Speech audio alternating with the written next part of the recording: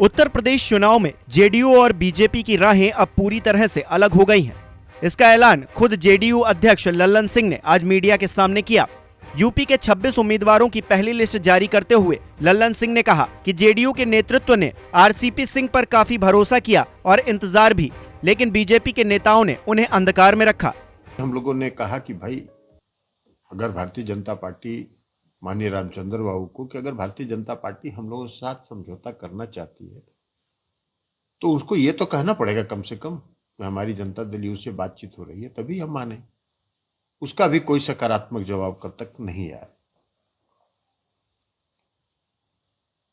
पिछले बैठक में जब प्रदेश के अध्यक्ष श्री अनूप पटेल जी 51 लोगों की सूची लेके आए थे, उस दिन भी मैंने कहा था और उस दिन माननीय मंत्री श्री आरसीपी सिंह साहब के कहने पर ही हम लोगों ने फिर शीघ्र 1-2 दिन 3 दिन के लिए तक इंतजार किया, लेकिन कोई सकारात्मक जवाब नहीं आया।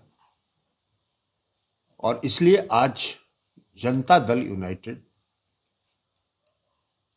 के 26 उम्मीदवारों की सूची, माने विधानसभाओं की सूची, हम लोग आज जारी कर रहे हैं। आपको बताते चलें कि जेडीयू कोटे से मोदी कैबिनेट में मंत्री आरसीपी सिंह नेतृत्व का टास्क पूरा नहीं कर सके। यूं कहें कि पहली परीक्षा में ही फेल साबित हुए। एक दिन पहले मीडिया के सामने खुद आरसीपी सिंह ये कहते हुए नजर आए थे कि उनकी बातचीत बीजेपी के बड़े नेताओं से चल रही है।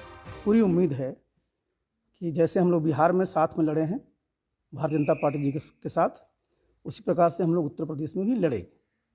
मतलब अभी भी उम्मीद है कि भाजपा के साथ अभी भी नहीं हो पाएगी? अरे उम्मीद क्या, बिल्कुल हम लोग की बातचीत चल रही है। सब चुनाव लड़ना चाहते हैं तो कोई जब जाता है सोचता है कि भाई हम भी चुनाव लड़ें, तो वो अपनी किसी को भी जो हमारा राजनीतिक कार्य करता है उसको चुनाव लड़ने की उत्कंठा रहती है।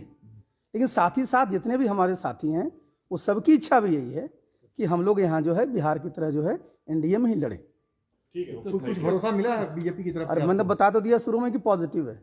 कब तक सर हो जाएगा ये? अरे तो बता ही देंगे, जब होगा तो बता देंगे आपको। अकेले दम पर 51 सीटों पर चुनाव लड़ने वाली जेडीयू के राष्ट्रीय अध्यक्ष ने साफ कर दिया कि जल्द ही वो बाकी बची हुई सीटों पर भी अपने प्रत्याशियों का ऐलान कर देंगे। दूसरी सूची हम और जारी करेंगे।